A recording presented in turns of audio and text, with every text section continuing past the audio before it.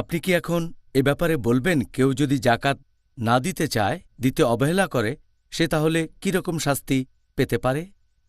যারা জাকাত দিতে চায় না তাদের জন্য যে শাস্তি, অথবা যারা জাকাত দিতে অবহেলা করে, আমাদের প্রিয় নবী মুহাম্মদ সাল্লাল্লাহু আলাইহি ওয়াসাল্লাম বলেছেন, এই হাদিসটা আছে তাবরানীতে, যে লোক জাকাত দিতে চায় না তার সম্পদ ধ্বংস হয়ে যাবে।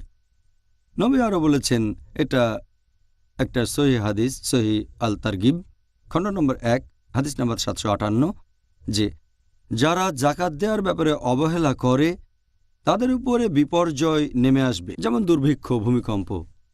আমাদের প্রিয় নবী আরও বলেছেন, আছে ইবনে মাজা আল হাকিম, যে যারা জাকাত দিতে অবহেলা করে, জাকাত দেয়া থেকে নিজেদেরকে বিরত রাখে, আল্লাহ সুবহানাহু ওয়া তাআলা তাদের জন্য বৃষ্টি পাঠান না।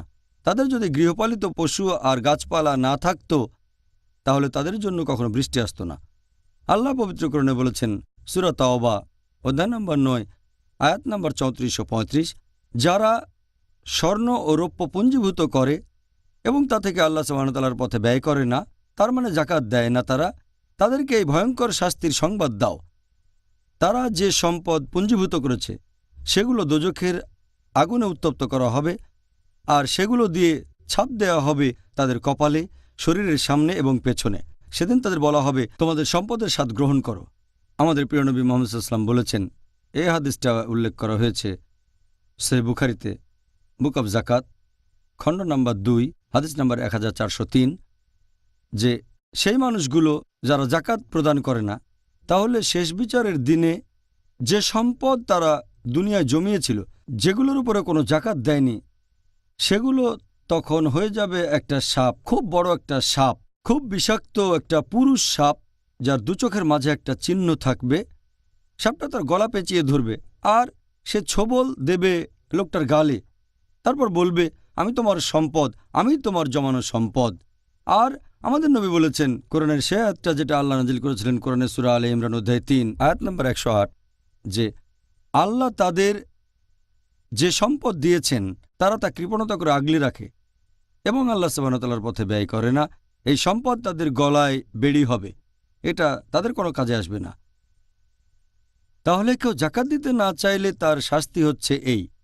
এছাড়াও আমাদের নবী বলেছেন, এটা আছে সহিহ মুসলিমে, খণ্ড নম্বর 2, বুক অব জাকাত, হাদিস নম্বর 2161, আমাদের প্রিয় নবী বলেছেন যে সেই মানুষগুলো যারা জাকাত দেয় না গবাদি পশুর উপরে, এই গবাদি পশুর শিং ভাঙা থাকবে অথবা পেঁচানো থাকবে অথবা এরকম কিছু, আর এই শিং দিয়ে তারা তাদের মালিককে গুঁতো দেবে।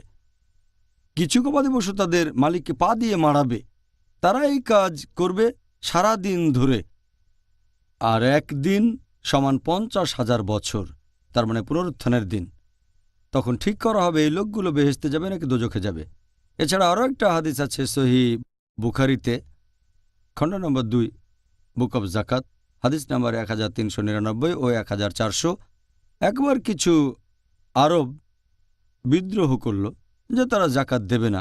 হযরত আবু বকর রাদিয়াল্লাহু আনহু বললেন, এই সকল আরবরা, মুসলিমরা যারা জাকাত দিতে চায় না, আমি তাদের বিরুদ্ধে যুদ্ধ ঘোষণা করব। তখন হযরত উমর রাদিয়াল্লাহু আনহু বললেন যে এদের বিরুদ্ধে কিভাবে যুদ্ধ করবেন, কারণ নবী মুহাম্মদ সাল্লাল্লাহু আলাইহি সাল্লাম বলেছেন, তাদের বিরুদ্ধে যুদ্ধ ঘোষণা করো যারা আল্লাহর ইবাদত করে না, যারা লা ইলাহা ইল্লাল্লাহু মুহাম্মাদুর রাসূলুল্লাহ বলে না। তখন হযরত আবু বকর বললেন, এই লোকগুলো তো আইন ভঙ্গ করছে।